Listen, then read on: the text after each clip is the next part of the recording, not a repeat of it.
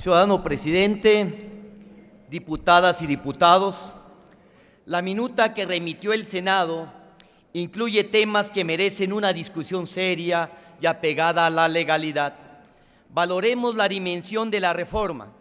Con más de 30 artículos constitucionales, es claramente absurdo, inconstitucional e ilegal omitir el dictamen. No se trata de una modificación menor al sistema jurídico como un reglamento o una actualización legal. Es la ley fundamental del Estado. Estamos ante una imposición de la mayoría. Están abusando de la urgente y obvia resolución.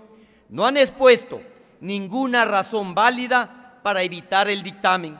Es solo la decisión de la mayoría que considera sus acuerdos tan buenos y perfectos que no deben ser revisados y que además debe actuarse con rapidez para que luego puedan imponer otro acuerdo, quizás la energética.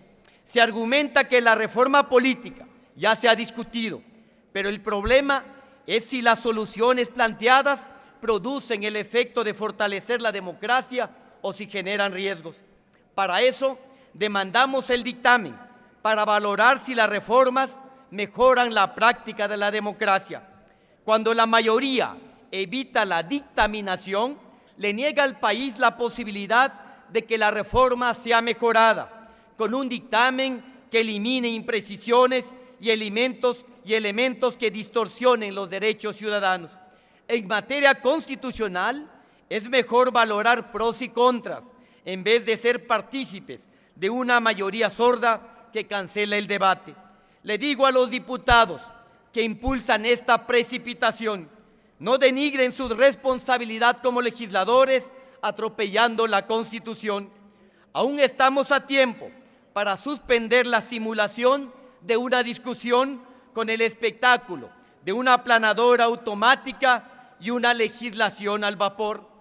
Por ello, presento moción suspensiva con los siguientes argumentos, tanto de fondo como de forma.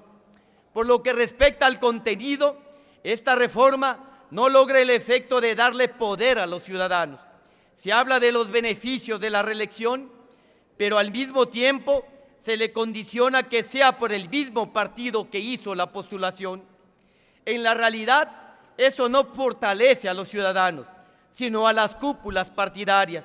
Si las dirigencias no están de acuerdo con las decisiones de un legislador, no le van a otorgar nuevamente una candidatura, sin importar la opinión de los electores. Así se pervierte la reforma. En vez de tener como resultado diputados con independencias y vínculos en el electorado, tendremos diputados sujetos al control de sus dirigencias. Por otra parte, la reforma es débil en el control del dinero en las campañas. Solo tiene una muy escasa posibilidad de que ocurra la nulidad de la elección, lo cual mantiene un incentivo perverso. Los partidos preferirán obtener ventajas con el abuso del dinero a cambio del remoto riesgo de una impugnación posterior que tendrá un arduo litigio para lograr que las violaciones sean consideradas determinantes. Si la compra de los votos no es enfrentada de manera oportuna, lo que se alienta es la plutocracia, la inequidad y la impunidad en el proceso electoral.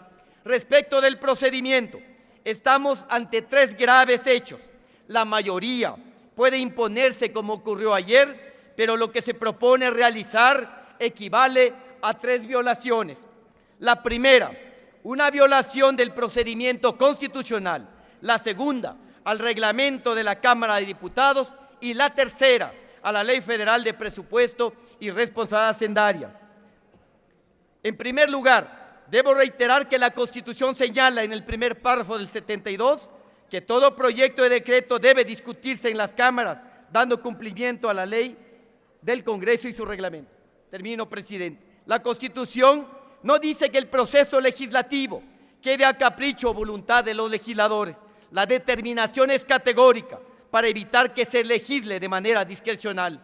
Las minutas constitucionales no deben debatirse en el Pleno directamente, deben turnarse a comisión como lo establece el 68 del reglamento. Asimismo, el 65 del reglamento indica que el presidente de la mesa debe turnar las minutas. Además, la minuta presentada no cumple con la Ley Federal de Presupuesto y Responsabilidad Hacendaria. Todos los decretos deben tener la certeza de que la norma que se modifica tendrá recursos suficientes para evitar reformas que finalmente son inviables. Esa razón de responsabilidad ahora se quiere omitir. El tercer párrafo del 18 de la Ley Federal de Presupuesto establece que las comisiones deben valorar el impacto presupuestario de las iniciativas de ley o decreto. Pero en la creación del INE, los diputados van a legislar a ciegas.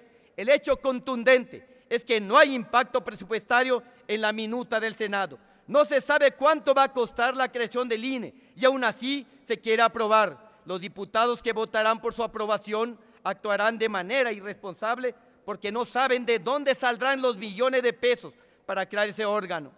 La pregunta que les hago, compañeros legisladores, es si van a crear un órgano sin conocer su costo. En respeto a la Constitución, a nuestro reglamento, a la ley Federal de Presupuesto y Responsabilidad Hacendaria, les invito a corregir el rumbo. Compañeras y compañeros, en materia constitucional no cabe la improvisación, mucho menos la obvia resolución. Muchas gracias.